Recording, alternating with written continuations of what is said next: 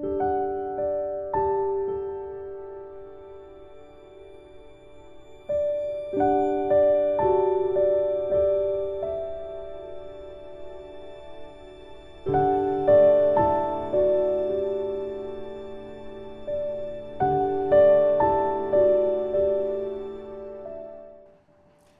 નમસ્તે ફ્રેન્ડ્સ, કેમ છો? તો સ્વાગત કરું છું ફરીથી બધાનું એક નવા વિડીયોમાં.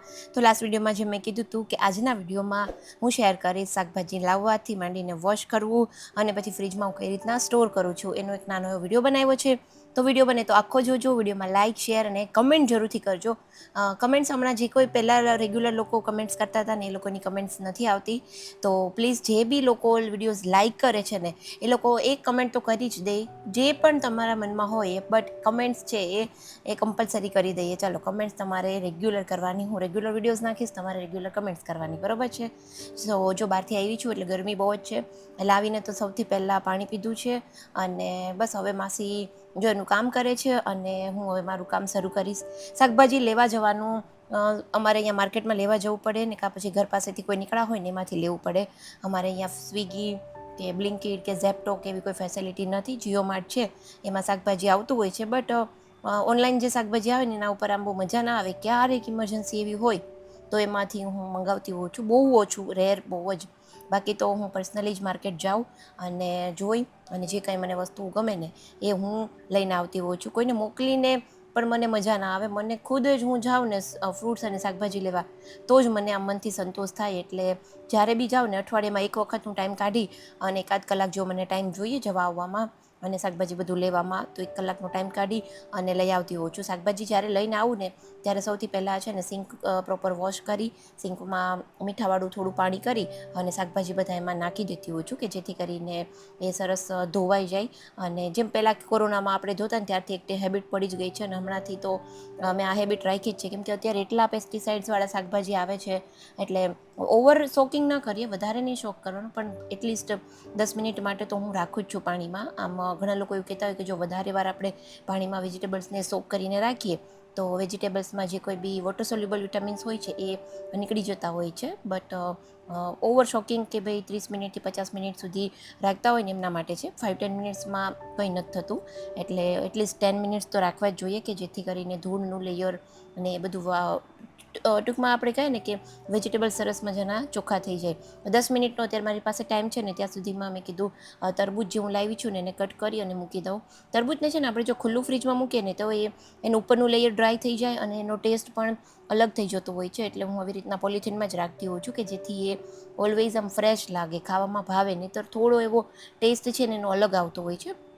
અત્યાર માટે તરબૂચ અડધું મૂકી દીધું છે અને બાકીનું થોડું સુધારી અને મારા હસબન્ડ માટે રાખી દઉં છું ફ્રીજમાં કે જેથી કરીને બપોરે આવે ને ત્યાં સુધીમાં પ્રોપર એ ઠંડુ થઈ જાય. અને કિચનમાં છે ને નાની નાની હેબિટ્સ ડેવલપ કરવાથી આપણો ઘણો બધો સમય છે ને બચી જતો હોય છે. આપણને ડાયરેક્ટલી આઈડિયા ના આવે પણ ઇનડાયરેક્ટલી આપણને આગળ ઘણી બધી હેલ્પ એના લીધે ચાલો જો તરબૂચ સુધારાઈ ગયું છે અને ત્યાં સુધીમાં 10-1 મિનિટ જેવો ટાઈમ નીકળી ગયો છે.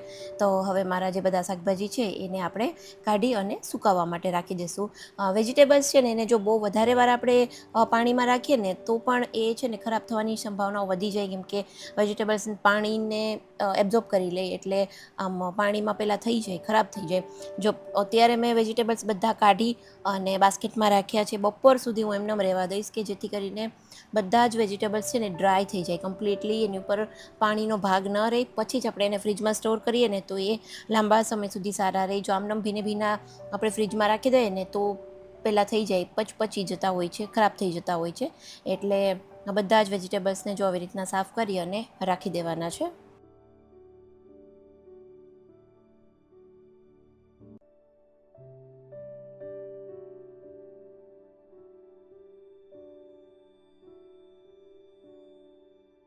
તો જો આફ્ટર વોશ આ પાણી કેટલું ગંદુ છે દેખાય છે. અત્યારે એક વખત મેં વોશ કર્યા છે, હમણાં ફરી પાછા બીજી વખત હું થોડા પાણીથી કાઢી અને રાખી દઈશ. જો બધા જ વેજીટેબલ્સ છે કેટલા સાફ લાગે છે, કેટલા ચોખ્ખા થઈ ગયા છે.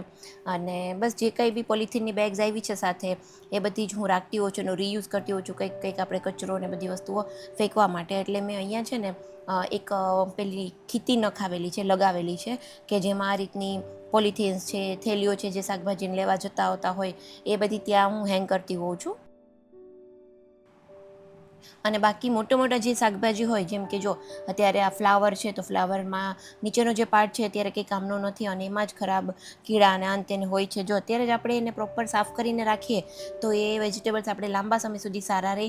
બાકી જો આની અંદર કીડા અને બધું હોય ને તો 3-4 દિવસ સુધી એ એમનેમ જ ફ્રીજમાં પડ્યા રહે અને પછી ઓર વધારે આપણા જે શાકભાજી હોય એને બીજા ખરાબ કરતું હોય છે. એટલે બને ત્યાં સુધી હું આવી રીતના ફ્લાવર ને બધી વસ્તુ હોય તો એને આવી રીતના કટ કરી અને મોટું મોટું રાખી દેતી હોઉં છું. અને કંઈ મારું ફિક્સ હોય કે ભાઈ ચાલ હું આજે ભીંડો લાવી છું તો મારે કાલે જ ભીંડો બનાવવાનો છે, તો પછી હું વિન્ડો કટ કરીને રાખતી હોઉં છું. બટ અત્યારે મારું નેક્સ્ટ 2 ડેઝનું શું પ્લાન છે મને પણ આઈડિયા નથી, એટલે મેં મોટા ભાગનું કંઈ ચોપિંગ કર્યું નથી. જો આઈડિયા હોય ને ઝીણી ઝીણી વસ્તુ હોય ને તો હું સાથે સાથે લઈ લેતી હોઉં છું કે એ સાથે સાથે સાફ થઈ જાય. બાકી જો ધાણા છે ને ધાણાને હું આવી રીતના મોટું મોટું ઉપરથી પેલું કટ કરી અને સુધારી અને ધાણા રાખું છું. ધાણાને વોશ નથી કરતી, એને જ્યારે આપણે યુઝ કરીએ ત્યારે જ વોશ કરવાનું, નહીંતર એ એક જ દિવસમાં ખરાબ થઈ જતા હોય છે. એટલે ધાણા પણ હમણાંથી હું આ રીતના કટ કરી અને એક સ્ટીલના પેલામાં એરટાઇટ કન્ટેનરમાં ભરી અને ફ્રીજમાં રાખતી હોઉં છું. આદું પણ આવી રીતના ભરી દઉં છું ટ્રાન્સપરન્ટ ડબ્બામાં. અને જે કાંઈ પણ લીમડો લાવી છું લીમડો પણ મેં ભરી લીધો છે. અને આ રીતની જે નેટવાળી થેલી આવે છે જે 10 રૂપિયાની એક મળે છે, એમાં જ હું બધા વેજીટેબલ્સ રાખું છું. પોલિથીનનો પણ ઉપયોગ નથી કરતી. એટલે ડબ્બાઓ જે ફ્રીજમાં છે ને મોટી મોટી સાઇઝના આપણે બધા રાખતા હોય છે ઓર્ગેનાઇઝર, બટ એનાથી છે ને ફ્રીજ આખું ભરાઈ જતું હોય છે.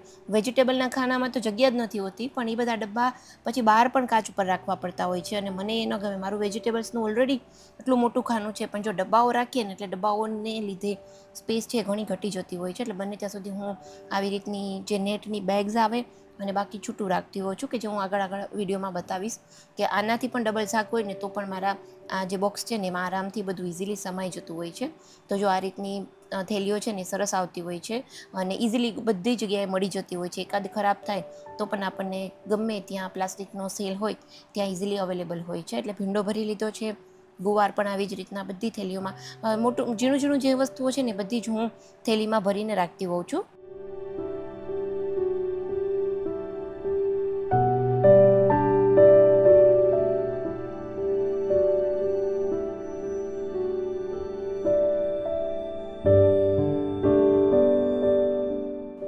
તો જો મારે છે ને અહીંયા પ્લેટફોર્મ પર જેમ જેમ બપોર થાય ને એમ તડકો બહુ સરસ આવતો હોય છે. એટલે ત્યાં થોડાક વેજીટેબલ્સને ડ્રાય થવા માટે રાખ્યા હતા ને તો એકદમ સરસ કોરા થઈ ગયા છે. અને જ્યારે પણ વેજીટેબલ્સ એટલા બધા એક સાથે લઈને આવી હોઉં ને ત્યારે સાથે સાથે વેજીટેબલનું બોક્સ જે ફ્રીજનું છે ને એ પણ કાઢી પ્રોપર વોશ કરી અને રાખતી હોઉં છું, કે જેથી કરીને એ વધારે ખરાબ ન થાય. અને એની અંદર નીચે છે ને એક કોટનનું કપડું રાખતી હોઉં છું. જ્યારે આખું જ ખાનું ખાલી કરતા હોય ને ત્યારે નીચેનું કોટનનું કપડું પણ હું ચેન્જ કરતી હોઉં છું. નીચે એક જાડું દુપટ્ટા જેવું છે એને ફોલ્ડ કરી અને રાખું છું, કે જેથી કરીને કોઈ પણ પાણી નીકળું, કોઈ વેજીટેબલ્સ કોઈ ખરાબ થયું તો એ દુપટ્ટો જ ખરાબ થાય, આખું ખાનું સાફ હર વખતે ના કરવું પડે. અને જો કાકડી છે, દૂધી છે, એ મોટી મોટી વસ્તુઓ છે ને હું ચૂંટી રાખતી હોઉં છું, કે કોબી છે, કેમ કે એના માટે આપણે કોઈ ઓર્ગેનાઇઝર્સ જો રાખીએ ને તો બહુ મોટી મોટી સાઇઝના ડબ્બા રાખવા પડે. એના બદલે એને છૂટું છૂટું જ રાખવાનું. અને બાકીનું બધું જે જૂનું જૂનું છે એ થેલીમાં ભરી અને પ્રોપર એની અંદર મેં ગોઠવી દીધું છે. આ રીતે કરવાથી પહેલાં મારી પાસે પણ ડબ્બા હતા, મેં પણ લીધેલા હતા બધાના વિડીયોઝમાં જોઈને. બટ એનાથી શું થાય કે આખું ફ્રીજ છે ને મેસી થઈ જાય. અને એને બદલે આ રીતના પછી મેં કર્યું ને તો મને વધારે ઇઝી લાગ્યું. જો મોટી મોટી વસ્તુઓ છે ને એક બાજુ ખુલ્લી રાખવાની અને ઝીણી ઝીણી વસ્તુઓને થેલીમાં ભરી દેવાની. નીચેની સાઈડ છે ને પછી આપણે ઉપર નીચે કરવું પડે. એટલે નીચેની સાઈડ છે ને એ થોડી હાર્ડ વસ્તુ રાખવાની, જેમ કે મેં કેરી, કેપ્સિકમ રાખ્યા છે અને એના ઉપર હવે હું ટમેટાં રાખીશ, કે જેથી કરીને ટામેટાં છે એ દબાઈ ના જાય. આવી નાની નાની વસ્તુઓનું ધ્યાન રાખીએ ને તો આપણું ફ્રીજ છે ને એ ઓલવેઝ નીટ એન્ડ ક્લીન લાગે અને આપણને જોવું પણ ગમે અને વસ્તુઓ પણ ઇઝીલી બધી સચવાઈ જતી હોય છે. સો મને 2-3 કમેન્ટ્સ આવેલી હતી કે ફ્રીજમાં તમે વેજીટેબલ્સને બધું કઈ રીતના સ્ટોર કરો છો, એક વખત જરૂરથી બતાવજો. તો મેં કીધું જ્યારે આખું જ ખાનું ખાલી કરીશ ને ત્યારે જરૂરથી બતાવીશ. અને આ રીતના ધાણાભાજી સુધારીને રાખું છું ને તો ધાણા ખરાબ નથી થતા. પહેલાં આખે આમ ધાણા રાખી દેતી ને તો ધાણા બહુ જ ખરાબ થઈ જતા, યલો પડી જતા. બટ લાસ્ટ 4-5 વખતથી એવી રીતે સુધારીને રાખું છું તો જેટલા બી ધાણા છે ને એ લાસ્ટ સુધી આપણે 100% એનો યુઝ કરી શકીએ. કોઈ પણ વસ્તુઓ મારી હવે ખરાબ નથી થતી. તો બધા જ શાકભાજી છે મુકાઈ ગયા છે અને હવે ફ્રૂટ્સનો ટર્ન છે. તો ફ્રૂટ્સમાં કેરી તો હું બહાર જ રાખું છું, કેમ કે થોડી જ છે, એકાદ દિવસમાં ખવાઈ જશે. અને ટેટી પણ એકાદ દિવસ માટે બહાર રાખીશ, પછી કાલથી ફ્રીજમાં મૂકી દઈશ, નહીંતર બારે બાર પોચી થઈ જાય અને પછી ખરાબ થવા લાગતી હોય છે. તો આ રીતના જે આપણે કામ કર્યું ને કિચનમાં બપોરે કુકિંગની સાથે સાથે ઓનલી 20 મિનિટ્સનો થોડો વધારે સમય આપીએ ને તો આપણે એકદમ પ્રોપર બીજા એક્સ્ટ્રા કામ થઈ જાય. હવે 1 વીક સુધી મારે શાંતિ કંઈ પણ ફ્રીજમાંથી લેવું હોય ને તો વોશ કરવાની કે અને થોડું ઘણું ચોપિંગ કરેલું હોય ને તો ફટાફટ ઇઝીલી બધું મળી જાય અને વસ્તુ પણ આપણી સારી રહી અને હેલ્થ સાથે પણ કોઈ કોમ્પ્રોમાઇઝ ન થાય. સો નાની નાની હેબિટ્સ છે કિચનમાં એ જરૂરથી ડેવલપ કરવી જ જોઈએ અને એ કામ જ આપણું એક હોમ મેકર જે આપણે હાઉસવાઈફ છે એનું છે.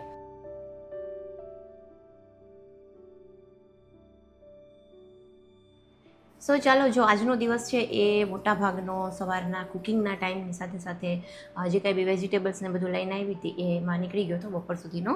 બપોરે થોડી વાર સૂઈ ગયા હતા અને ઉઠી અને પ્રહાન સાથે પછી હું ગઈ હતી ચોપાટીએ, કેમ કે એને ફરી પાછું રૂટીનમાં ક્રિકેટ રમવાનું ત્યાં સ્ટાર્ટ થઈ ગયું છે એટલા માટે. અને ડિનરમાં અત્યારે બનાવ્યું છે ભાખરી, સેવ ગલકાનું શાક મારા હસબન્ડ માટે, અને મારા માટે મેં બનાવ્યું છે છાશવાળું રોટલીનું શાક. કે રોટલી અને રોટલા જે પણ કંઈ બી વધ્યું હોય ને તો છાશવાળા શું કહેવાય, છાશમાં હું વઘારી નાખું અને મારું એ ડિનર અત્યારે થઈ જશે. એટલે મેં પહેલાં જ કીધું હતું કે જો 1 પોટ મિલ જ હું લઉં છું, મોટાભાગે આ વાળું એક છે ને એમાં જે સમય ને એ જ લઉં છું. પ્લેટ્સ છે હું રોટલી અને શાક ખાઉં ને ત્યારે જ લેતી હોઉં છું. સો ચલો, જો નજીકથી બતાવું, શાક બહુ જ સરસ બન્યું છે. તો જો એકદમ સરસ ખાટું બની ગયું છે અને ખાટી છાશ હોય ને એટલે મસ્ત લાગે. તો ચાલો ફ્રેન્ડ્સ, આ વિડીયો આપણે અહીંયા જ એન્ડ કરીએ. વિડીયો ગમ્યો હોય તો વિડીયોને લાઇક કરજો, શેર કરજો અને ચેનલ પર નવા હોય તો ચેનલને સબસ્ક્રાઈબ પણ જરૂરથી કરજો. જલ્દીથી મળીશું એક નવા વિડીયો સાથે. ત્યાં સુધી બાય બાય, આવજો, ટેક કેર.